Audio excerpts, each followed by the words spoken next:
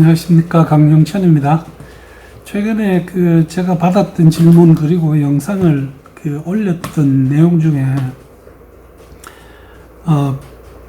인플레이터 뭉치가 고장나서 급상승을 했다는 그런 내용이 있었습니다. 그 사건을 제가 정리를 하면서 저는 지난 40년 동안 다이빙에 아무런 문제가 없었을까 하는 그런 생각이 문득 났고, 한번 제 기억 속에 있는 이 황당한 사건들을 좀 정리해서 다이버 분들하고 한번 나누는 것도 괜찮은 생각이 아닐까 싶어서 오늘 한번 정리를 해봅니다.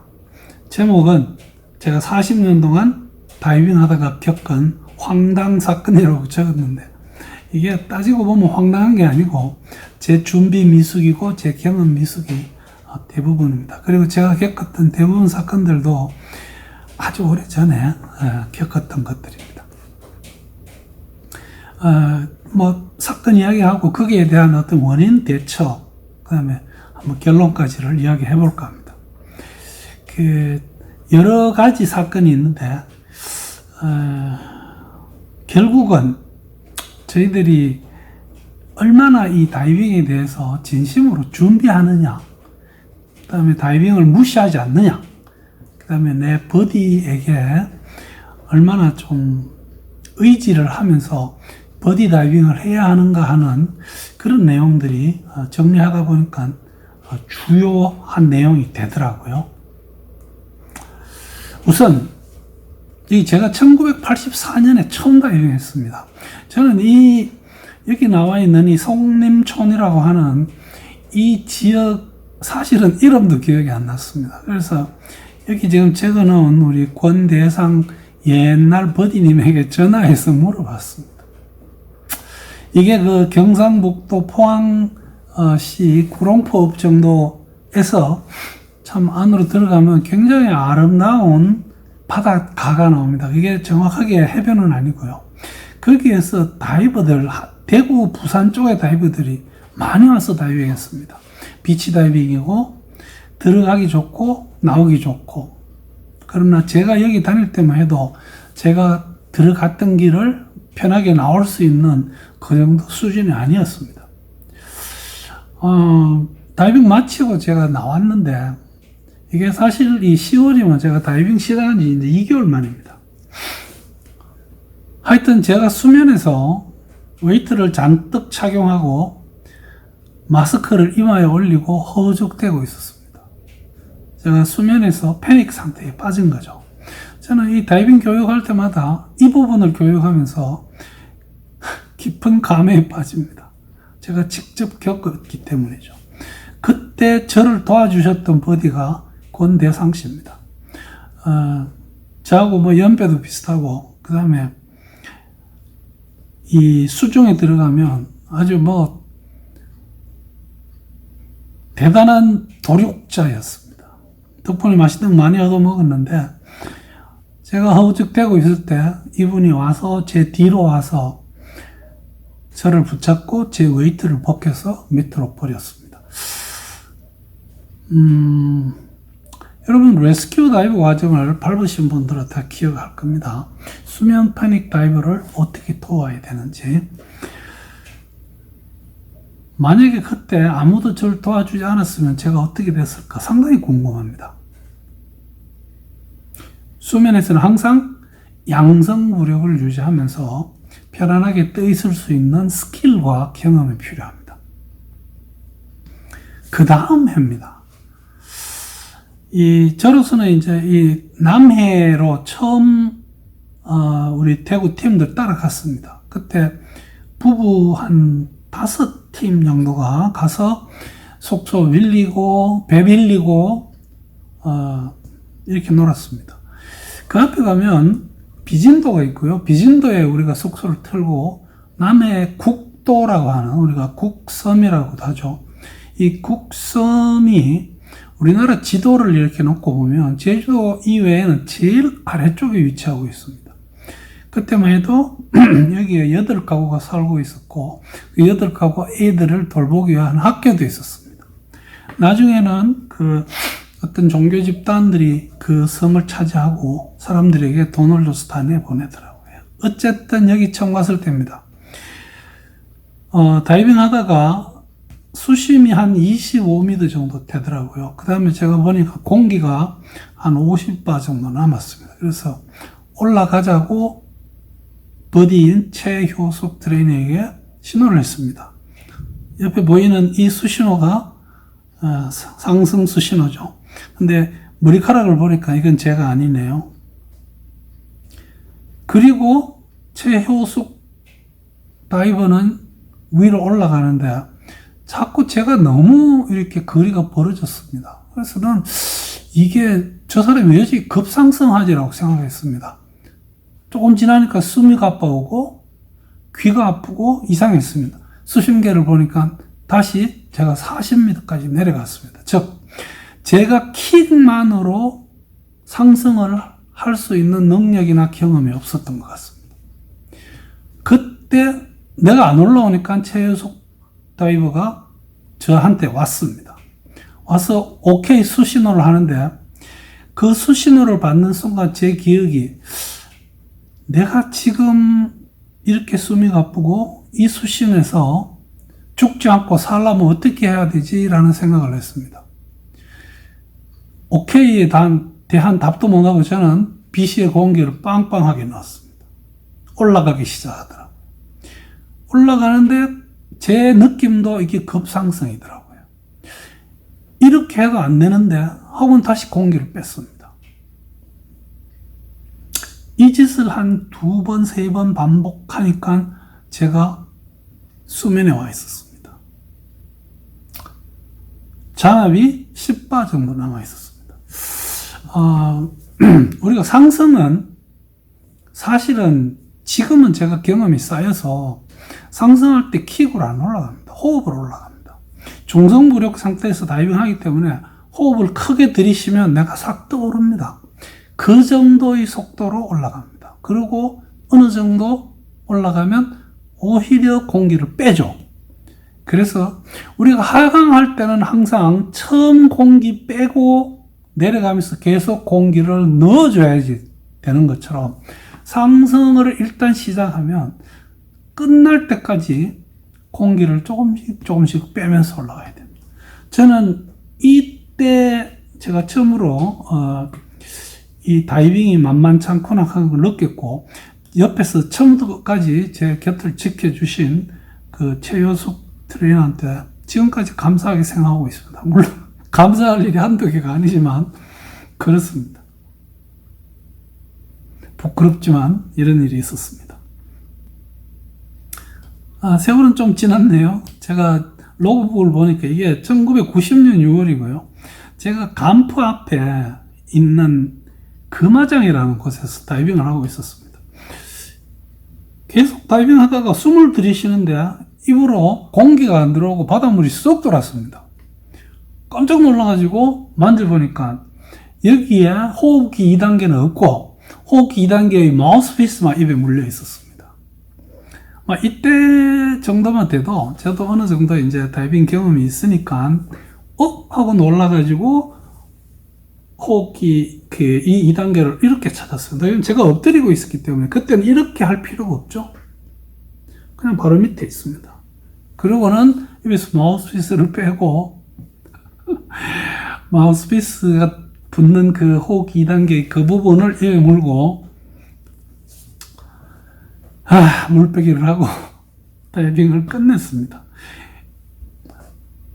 여기서 우리가 얻을 수 있는 교훈은 여러분 마우스피스 이거 잘 붙어 있는지 확인하셔야 됩니다. 한 번씩 다이빙하면서 입에 물이 들어온다는 생각이 나시는 분은 제일 먼저 마우스피스가 견고하게 잘 조여져 붙어 있는지 그리고 마우스피스 안에 어디 금가 있는 부분이 없는지 확인하셔서 바닷물이 입에 계속 들어오면 여러분 그것 때문에 소금물을 폐로 흡인하는 경우가 생깁니다. 이렇게 되면 흡인성 소금물 폐렴 증후군이라는 게 있습니다. 이것도 한번 염두에 두시고 조심해야 됩니다. 별 참 어떻게 입에 마우스 피스만 딸랑 붙어 있는데 하여튼 그랬습니다. 이게 이제 좀 이게 심각합니다. 제가 그 심각한 것은 이 두 가지 사건이 똑같은 사건이라서 더 심각합니다. 95년 1월에 아닐라우 커티드라 락이라고 하는 곳에서 다이빙 하다가 그 락의 꼭대기 부분은 실제로 수심이 12, 13 요 정도 됩니다. 거기에 이 아네모네들이 쫙 정원을 이루고 있고 그 안에 항상 그런 것은 아닙니다. 이 아네모네들은 모였다 헤어졌다 합니다. 어쨌든 그 아네모네 피쉬를 한번 찍어 보겠다고 제가 잔압을 확인했을 때 30바가 남아 있었어요. 올라갔었어야 되는 거죠. 근데 한 카트만 더 하고 찍다가 제가 하는데 공기가 잔뜩 뻑뻑한 것이 들어온 걸 느꼈습니다. 이건 내가 당하는구나 이런 생각이 머리에서 들었습니다. 그리고 주변을 딱 살폈는데 한 5m 정도 거리에 제가 존경하는 우리 이 정은교 강사님께서 사진을 찍고 있었습니다. 저보다는 공기를 훨씬 적게 쓰더라고요. 열심히 키익해서 가서 말없이 그분의 옥토푸스를 뽑아서 제가 먼저 물었습니다. 그래서 아마 근데 이 사건을 제가 정은교 강사님한테 이야기하니까요 기억을 못 하더라고요. 감사하게도 아마 제가 연습하는가 이렇게 생각했는 것 같습니다. 그러나 그 옥토푸스를 물고 올라가서 상승 수신호를 했고 저희들은 함께 상승을 했었습니다. 공기 고갈, 이것은 생명 고갈을 이야기합니다. 근데 문제는 똑같은 장소에서 제가 그 다음 해 6월에 거의 똑같은 상황을 겪었습니다. 애가 왜 이런지 모르겠습니다. 그때는 제가 최효숙 트레이너의 잔압을 이용해서 살아남았습니다. 여러분, 지금 저희들이 일반적으로 권하는 것이 내가 다이빙 마치고 수면 상승했을 때 내 잔압을 한 50바 정도 가지고 있으라고 하죠. 근데 사실 따뜻한 남쪽 나라 가서 이렇게 다이빙을 하다가 이렇게 해서 끝내기는 좀 아깝습니다.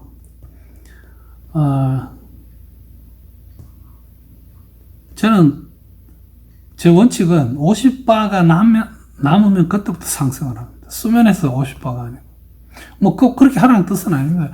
여러분들 이거 공기 고갈은 생명 고갈입니다. 여러분 이거 염두에 두셔야 됩니다. 지금 이 영상을 보시는 분 중에 저한테 전화했던 분이 있습니다. 틀림없이 수중에서 공기가 고갈돼가지고 어떻게 급상승을 했는데 지금 이렇고 저런데 괜찮겠습니까? 라는 전화를 받은 게 제가 여러 번 있습니다.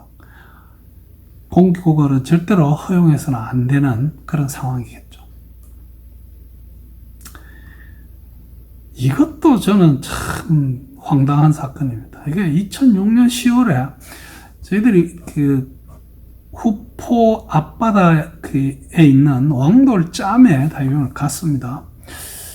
별일 없었어요. 저는 이 백로를 지금 보시는 그림처럼 했습니다. 근데 백로를 하고 좀 이렇게 위에서 한 바퀴 도는 것처럼 되게 높았어요. 그러니까 이때 파도가 있어서 파도가 높을 때 백로를 하면 되게 높이 떨어지죠. 어쨌든 빵 떨어지는데 갑자기 내 이 호흡기 1단계에서부터 뭐가 새는 소리가 나기 시작했습니다. 뭐지 하고 일단은 하강을 시작했습니다. 하강하면서 보니까 저압 호수 모든 호수에서 프리플로가 나오고 있었습니다. 그래서 이거는 저는 이게 떨어질 때 충격에 의해서 호흡기 1단계의 고압 챔버에서 저압 챔버로 가는 어떤 다이아프램 혹은 피스톤인데요. 제가 썼던 것은 다이아프램 타입입니다. 이것이 파손됐다고 생각합니다. 즉, 저압 챔버에도 고압의 공격이 계속 들어오면서 그것을 못 이긴 저압 호수들이 마구 자유 방출을 일으킨 거죠. 그래서 뭐 안 되겠구나 하면서 그 멀리 왕돌까지 가서 이때는 제 기억으로는 외국인하고 같이 갔었는데 그 친구한테 내 호수를 보여주면서 상승하겠다고 하니까 같이 왔습니다. 같이 상승해 주었습니다. 여러분 혹시 이런 거 겪은 적이 있으신가요? 이거는 글쎄요. 그냥 제 생각은 제가 호흡기 1단계를 너무 오랫동안 손보지 않았던 것이 아닌가 이렇게 유추를 합니다. 왜냐하면 백롤에서 떨어진다고 해서 호흡기 1단계가 이렇게 파손될 수는 없거든요. 그래서 이런 일도 있었다는 말씀을 드립니다. 대처 방법은 빨리 상승을 하는 겁니다. 이거는 12년 9월에 제가 경상북도 영덕구 내진면에서 다이빙 한다고 백롤을 했는데 핀이 벗겨졌습니다. 지금 보시는 그림에 있는 핀은 제 핀이 아닙니다. 제 핀은 검정색 핀인데 이거를 못 찾았습니다, 결국. 그래서 그 핀을 당시에 그 핀을 팔았고 또 제가 관여하고 있던 교육단체에 이것을 하나를 반납했습니다. 저는 어지간하면 다른 거 하나 보충해가 줄 줄 알았는데 반납받고 그걸로 끝나버렸습니다. 핀 스트랩이 이 발 뒤꿈치에 확실하게 안 붙어 있었던 것 같습니다. 이런 경우도 있습니다. 이 그림은 이게 실제로 누군가가 물속에서 이 핀을 발견하고 찍어서 페이스북에 올린 겁니다.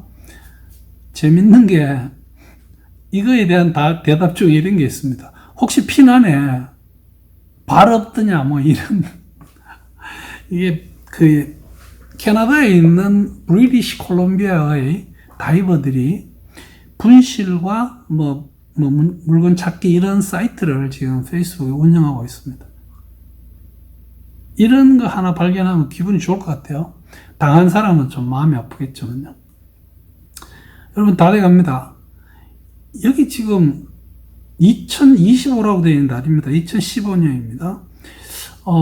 경상북도 울진군 후포면 앞에 방파제 앞에 큰 난파선이 있죠.